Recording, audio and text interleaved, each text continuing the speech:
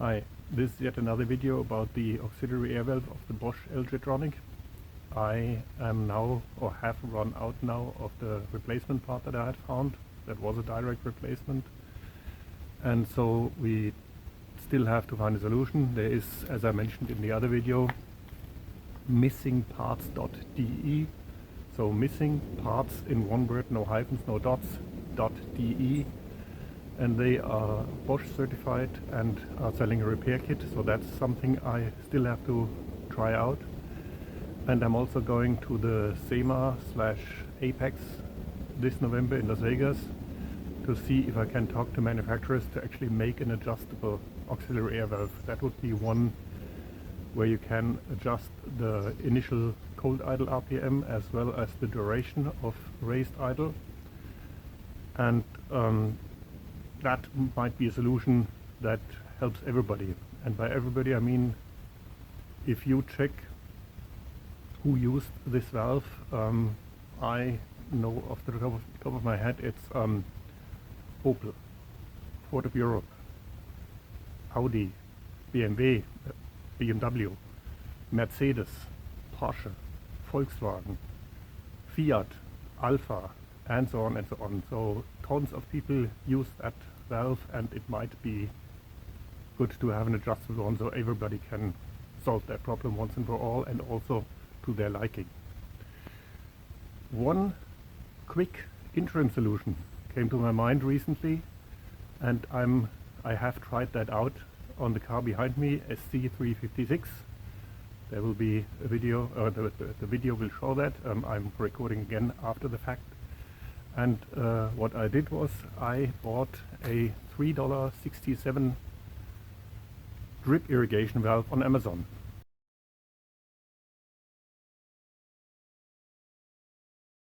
So the thought is, the auxiliary air valve is nothing but a device that opens an air channel and slowly closes it. It's mostly needed for cold start. So here is a valve that can be opened and closed. And it's cheap, and it would hopefully solve the problem of hard starting, because you're only going to need it when the car is cold. So you open it after you have tested, like I did on a C356, at what angle you have what RPM. You should be able to adjust it to that angle, start the car, let it run for a bit, and then close the valve. And after you're close, the car is warmed up, or is at least running stable in the warm-up process, you can drive the car and don't need to worry about this anymore. This would be ideal for a Sunday driver, anything that you're not using every day, where you just pop the hood, get the car started, and then drive the car. It is of course not a proper solution, but at least it will help to avoid these 20-30 starting attempts until they finally run. Maybe that can help. So I once again have already done the measurement and will show you the RPM versus angle of this device on the SC.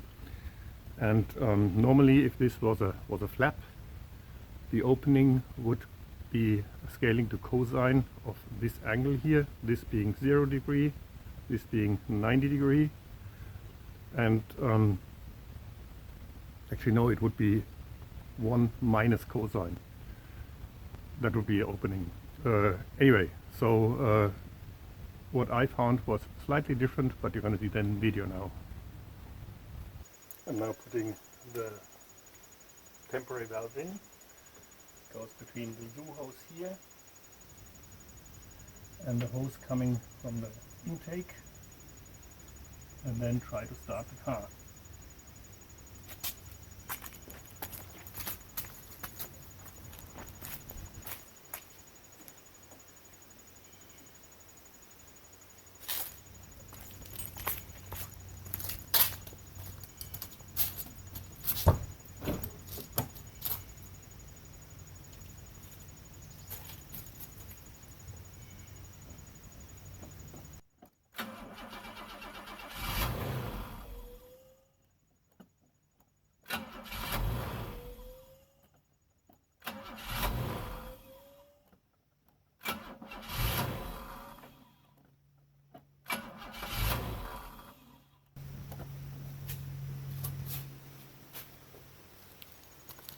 Okay, so this is typical starting behavior for a broken auxiliary air valve. I'm just going to open it a bit, just guessing.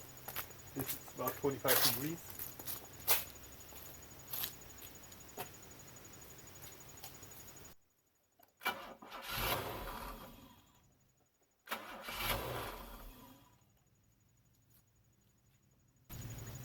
That's obviously not enough, so I'm going to open it further.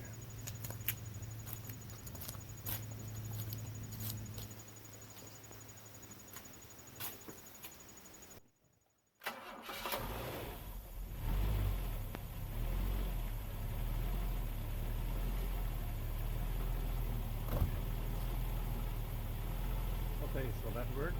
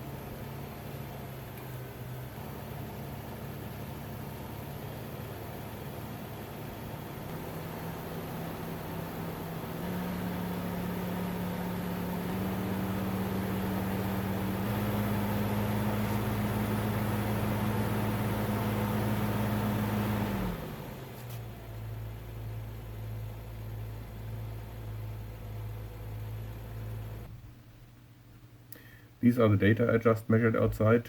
You can see on the left axis engine RPM.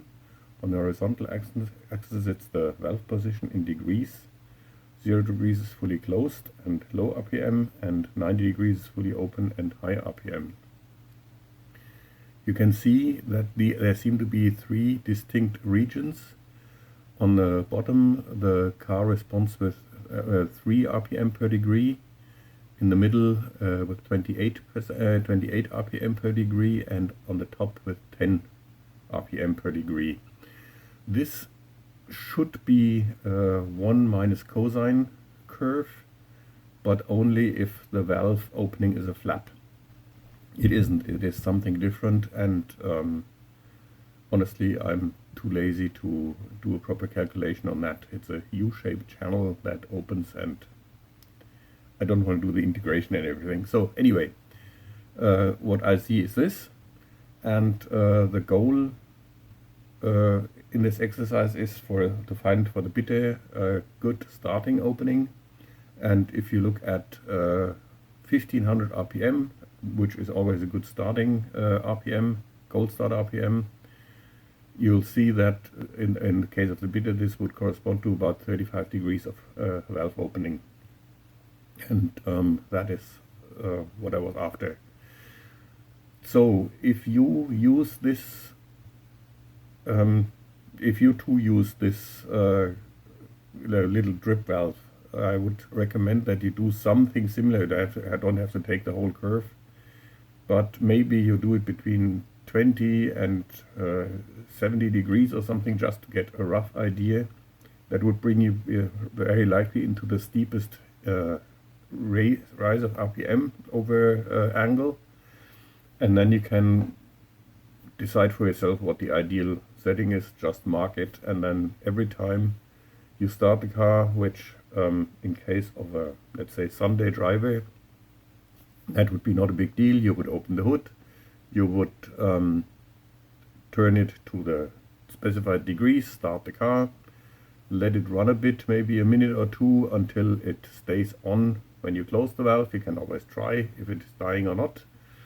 And then when you can close the valve, you can drive the car. And also that was the one time that day you needed to do that. Very likely it will always start with a closed valve after that. Only if you have to do after a night the car wasn't driven, you would have to do this again. This is not a perfect solution, but I hope that this will at least help to get a hard starter started without 20-30 starting attempts and all the strain that puts on the battery and the starter. And here, this is the same curve of the same data, and I just overlaid a 1 minus cosine curve. So I don't know what the problem is. First of all, that it's not a flap, but something else. And second, of course, my measurement was not very precise. I had a rev counter that shows thousands and a dot in the middle for 500s. So if you want to read 13 or 1400 from that, that's an inherent imprecision. And also my little angle measuring device would probably be not more precise than, let's say, 2 to 3 degrees. So this was not a precision measurement by any means. Anyway, so once again, I hope this helped, and that people who have no access currently to a properly operating auxiliary air valve can use this workaround for a while until hopefully I can come up with something better. Thank you for watching.